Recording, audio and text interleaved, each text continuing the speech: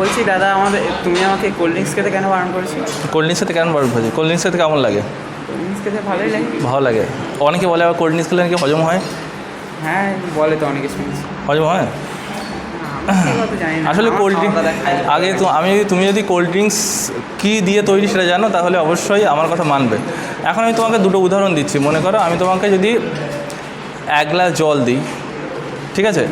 2টো glass নিলাম, একটা গ্লাসে পুরো জল, আর একটা গ্লাসে পুরোটাই চিনি দিয়ে জল দিয়ে মিশিয়ে দিলাম, একদম পুরো থকথকে সুগার সিরাপ তৈরি করলাম। তো আমি যদি বলি এই দুটোর মধ্যে কোনটা খাবে, তুমি কোনটা খাবে?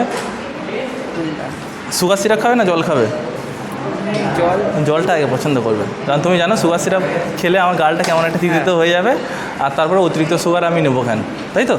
তো আসলে যদি আমি এই কম্পোজিশন চিন্তা করি কোল্ড ড্রিঙ্কসের, তাহলে কোল্ড ড্রিঙ্কসের 1 গ্লাস যে আমি কোল্ড ড্রিঙ্কস খাচ্ছি, ওই 1 গ্লাস কোল্ড ড্রিঙ্কসের মিনিমাম 50% সুগার থাকে। কী করে বুঝবে?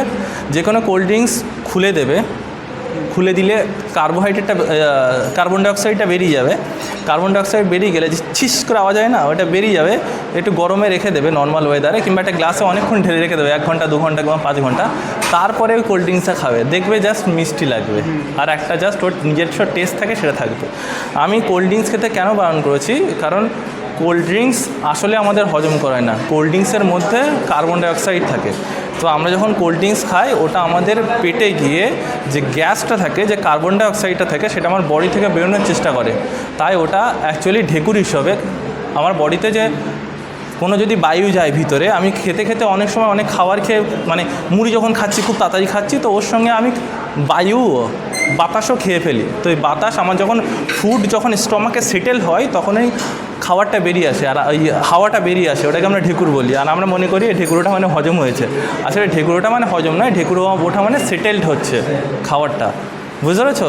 তাহলে তাই যদি হতো, রাত্রেবেলা আমরা যখন খাবার খেয়ে যখন ঘুমিয়ে পড়ি, তো সারা রাতে তো আমাদের মনেই থাকে না আমরা কোথায় আছি। তো তখন ঢেকুর উঠছে কি উঠছে না যায় না, কিন্তু সকালবেলা তো খাবার হজম হয়ে যায়। তাহলে কী করে হয় যে সারা রাত তো ঢেকুর ওঠে না? তাহলে আসলে কোল্ড ড্রিঙ্কস কখনো আমার হজমে সাহায্য করে না, প্লাস আমার স্টমাককে খারাপ করে, কারণ এতে অ্যাসিড থাকে।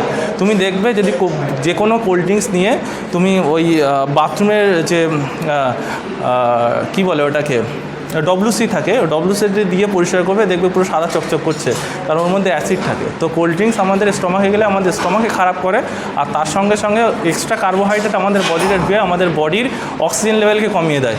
কার্বোহাইড্রেট বলছি, কার্বন ডাইঅক্সাইড। আর অতিরিক্ত সুগারের জন্য আমাদের বডিতে, আমি যদি ফ্যাট লসে থাকি বা মাসেল গেনে থাকি, তাহলে সুগার গিয়ে আমার এই দুটো উদ্দেশ্যকে নষ্ট করে দেয়। বিশেষ করে যখন তোমার বডিতে সুগার যাবে, ওটা আগে সেভ হওয়ার চেষ্টা করবে। তো তুমি কোল্ড ড্রিঙ্কস খেলে তার মধ্যে যে সুগার আছে, ওই সুগারটা 15 মিনিটে সেভ হয়ে আমার লোয়ার বেলি ফ্যাটে সেভ হবে। তো সেই জন্য আমি তোমাদেরকে কোল্ড ড্রিঙ্কস খেতে বারণ করেছি। আর তোমরা বুঝেছো, to get this kind of information, follow our gym page and follow Mark and Fit Academy or Mark Mind and Mark